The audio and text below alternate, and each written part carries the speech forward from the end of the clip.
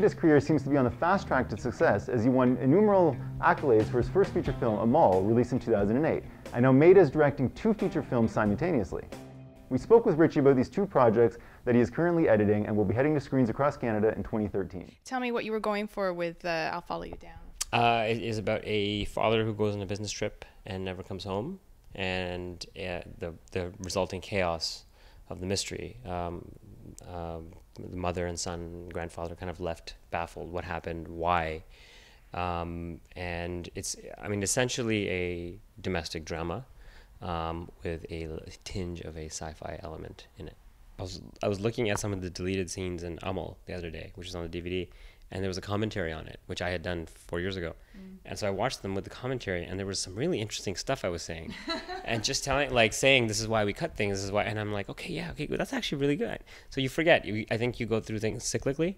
To me, right now, it's all about being able to live with myself and live with the work, which is a lot of also what I'll Follow You Down is about. Is about the integrity of the work. Tell me what inspired you to write the story.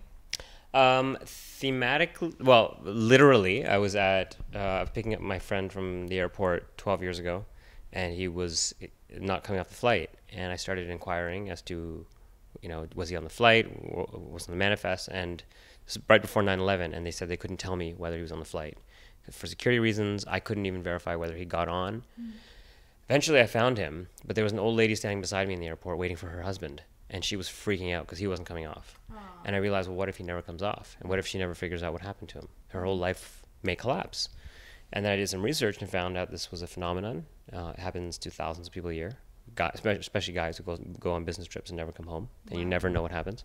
It started evolving into things I was thinking about, which was thematically, which is essentially the balance of what you want to do in your life. The other project you have, I was just kind of a little blown away. You were like, I'm working on 2 right now. I was like, very impressive. So tell me, what is Sidharth about?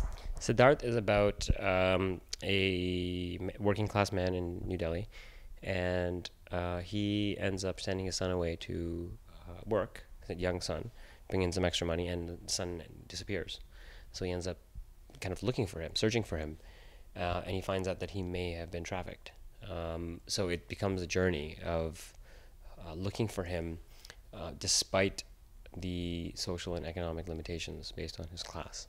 I'm going to ask for your perspective on the Canadian film industry.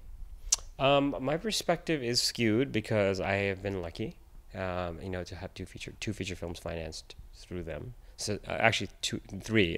Sidharth is not a telefilm project necessarily or tax credits, but it has other streams of funding. Whatever the system is, whatever it ends up being, I'm always going to try and figure my way around it. So there's I think an adaptability you need as a Canadian filmmaker if you're going to survive, period.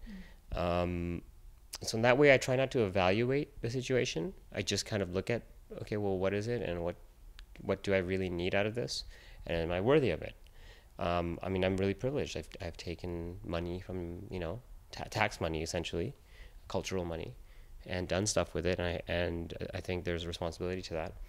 And it also forces you to compete at a very high level. So I always kind of look at, well, okay, what are the restrictions this year? Has anything changed, and why?